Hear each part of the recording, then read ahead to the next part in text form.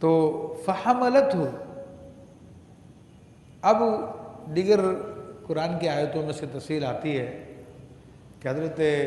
جبریل علیہ السلام نے پھونک ماری، دم کیا آپ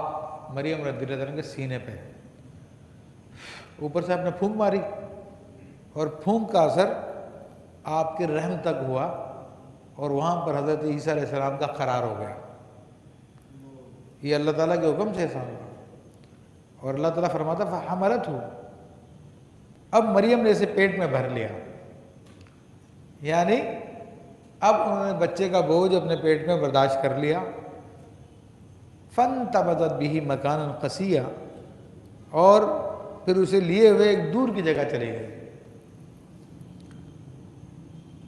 اب اپنی آبادی سے چلی گئی۔ اب آبادی سے کیوں چلی گئی؟ آبادی سے کہتے ہیں کہ کئی وجوہات ہو سکتی ہے اس کی، کہ لوگ تنگ کریں گے، تانا دیں گے، دیگر معاملات کریں گے، یا ایک بڑی وجہ یہ تھی کہ حضرت زکریہ علیہ السلام کو تکلیف نہ ہو،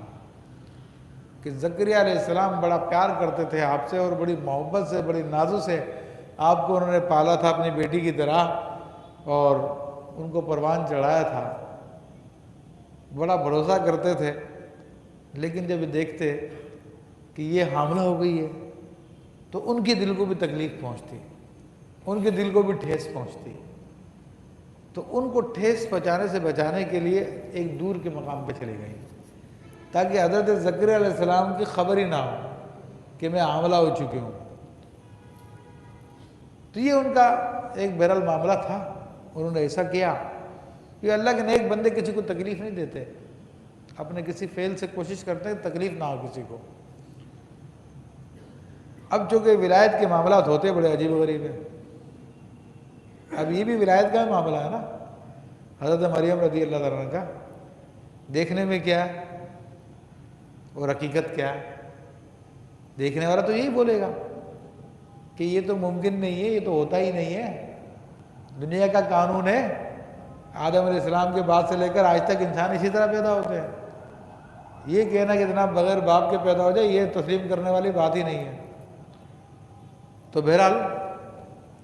وہ اللہ کا کام ہے، وہ خود یقین کرا دیتا ہے۔ تو حضرت مریم رضی اللہ تعالیٰ کے ساتھ جب یہ معاملہ ہوا تو آپ اس جگہ کو چھوڑ کے چلی گئی،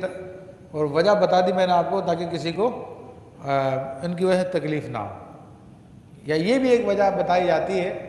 سیدہ مریم رضی اللہ تعالیٰ عنہ اس لیے چلی گئی تھی کہ لوگ ان کے بارے میں بدگمانی کریں گے اور کفر میں نہ مبتلا ہو جائیں، انکار میں نہ چلے جائیں، تاکہ لوگوں کو یہ بات پتہ ہی نہ چلے۔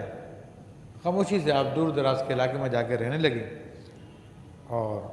پھر یہاں تک کہ وہ وقت آ گیا بچے کی ولادت کا۔ اب کتنے عرصے میں آپ کو بچے کی ولادت ہوئی؟ تو ایک روایت کے مطابق تو صرف 9 گھنٹے کے اندر یہ معاملہ ہو گیا، اور اس کو بھی ہم تسلیم کرتے ہیں کیونکہ اللہ تعالیٰ ہر چیز پہ قادر ہے۔ خود حضرت مریم رضی اللہ تعالیٰ کے بارے میں ہے کہ آپ کی پروان ایسی تھی کہ ایک دن میں، ایک سال میں جو انسانی بچہ بڑھتا ہے، ایک دن میں آپ کے جسم کی پرورش ہوتی تھی، ایک دن میں آپ کی پرورش اس طرح سے ہوتی تھی۔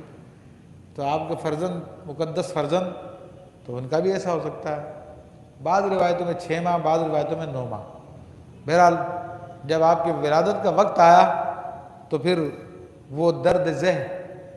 آپ کو لے کر ایک کھجور کے درخت کے پاس آ گیا۔ فرمایا فَأَجَاءَهَا الْمَخَاضُ إِلَى جِذْعِ النَّخْلَةِ، کھجور کی جڑ میں لے کے آ گیا، کھجور کے تنے میں لے کے آ گیا، تکلیف کی ماری آپ اکیلی تنہا۔ کہتے ہیں کہ اس زمانے میں آپ کا ایک کزن تھا، چچا زاد بھائی تھا آپ کا، یوسف، تو یہ دونوں گزشتہ زمانوں کے اندر جو ہے بیت المقدس کی خدمت کیا کرتے تھے۔ تو بہرحال وہ آپ کے پاس آتا جاتا تھا، آپ کی حفاظت کرتا تھا، سارے معاملات تھے۔ اس نے بھی اعتراض کیا تھا، یہی بات بیان کی تھی کہ اس نے کہا کہ یہ کیسے ہو سکتا ہے، آپ ایسا کہہ رہی ہیں؟ انہوں نے کہا کہ اللہ تعالیٰ تو کر سکتا ہے نا۔ تو آپ نے کچھ دلائل دیے تو اس پر وہ یوسف بھی خاموش ہو گئے۔ وہ یوسف نجار کہلاتے ہیں، اور معاذ اللہ عیسائی کہتے ہیں کہ یوسف نجار نے زنا کیا تھا، عیسائی وہ یہ الزام لگاتے ہیں، اور قرآن و حدیث بتاتے ہیں کہ وہ اللہ کی پاک بندی تھی، وہ ان برے کاموں سے پاک تھی۔ یوسف نجار کا اس میں کوئی عمل دخل نہیں تھا۔ نجار کہتے ہیں بڑھئی کو، وہ بڑھئی کا کام کرتے تھے یوسف۔ تو بہرحال جب وہ تکلیف ہوئی درخت کی جڑ میں آ گئی، قالت یا لیتنی مت قبل ھذا وکنت نسیا منسیا، کہنے لگی اے کاش میں اس سے پہلے ہی مر جاتی اور میں کوئی بھولی بسری ہو جاتی۔ اب حضرت مریم رضی اللہ تعالیٰ نے اس قسم کے جو الفاظ کہے ہیں کہ کاش میں اس سے پہلے ہی مر جاتی اور میں کوئی بھولی بسری چیز ہوتی، مجھے کوئی نہیں جانتا، آپ نے کیوں کہے یہ الفاظ؟ تو دیکھیں اس کی دو وجوہات ہو سکتی ہیں۔ ایک تو یہ کہ جب ماں جب بچے کو جنتی ہے تو اس کو جو تکالیف ہوتی ہے تو اس وقت پھر اپنے ہوش میں نہیں ہوتی، اس تکلیف سے عالم میں اس کے منہ سے کیا نکلتا ہے اس کو بھی پتہ نہیں ہوتا۔ اس لیے حدیث شریف میں بھی آتا ہے کہ ایک شخص آیا اور عرض کی کہ یا رسول اللہ صلی اللہ علیہ وسلم، میں نے اپنی ماں کو کاندھے پہ بٹھا کے حج کرایا تو کیا میں نے اس کا حق ادا کر دیا؟ آپ نے فرمایا کہ تیری پیدائش پہ جو اس کو درد ہوا تھا شاید اس درد کے جھٹکوں میں سے کسی ایک جھٹکے کا بدلہ ہو، تو وہ تکلیف ہوتی ہے اس کو وہ اٹھاتی ہے، پھر صرف پیدائش کی اس کے بعد بھی تکلیفیں اٹھاتی رہتی ہے اپنی اولاد کی پرورش کے لیے، اس کو اس قابل کرتی ہے کہ چلنے پھرنے کے قابل ہو جاتا ہے، بولنے کے قابل ہو جاتا ہے۔ یا تو یہ وجہ تھی اور کہتی ہے کوئی مجھے نہیں جانتا، یا دوسری وجہ یہ تھی ہو سکتی ہے کہ چونکہ آپ مقدس خاتون تھی اور اللہ کی نیک بندی تھی، لیکن لوگ آپ پہ طعنے کر رہے تھے، لوگ آپ کو برا بھلا بول رہے تھے، طنز کر رہے تھے، اور پھر یہ بچے کی جب ولادت ہو جاتی تو آدمی یہ سوچتا ہے کہ بچہ ہونے کے بعد میں کس کس کو بتاؤں گی کہ یہ پاکیزہ بچہ ہے، یہ اللہ کا انعام ہے، کون میری بات مانے گا؟ تو اس بات کو سوچ کے آپ کی زبان سے یہ باتیں نکلی، اور ایسے عالم کے اندر بڑے بڑے اللہ کے نیک بندوں کی زبان سے بھی اس قسم کی بات نکل جاتی ہے،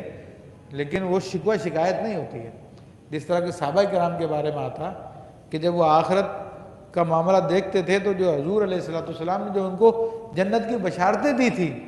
وہ بشارتیں ان کی نظروں سے دور ہو جاتی تھی، اور وہ کہتے ہیں کاش میری ماں نے مجھے جنا ہی نہ ہوتا، کاش میں کوئی درخت کا تنکا ہوتا، کاش کوئی میں پرندہ ہوتا،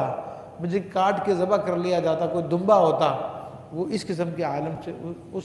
خوف خدا کے عالم میں ان کے منہ سے یہ الفاظ نکلا کرتے تھے۔